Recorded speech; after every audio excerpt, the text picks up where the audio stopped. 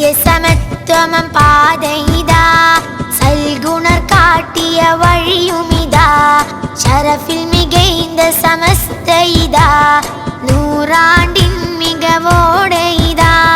സത്യസമത്വമം പാതയിതാ, സൽഗുണർ കാട്ടിയ വഴിയുമിതാ, ശരഫിൽ മികൈந்த സമസ്ത ഇതാ, നൂറാണ്ടിൻ മികവോടെ ഇതാ.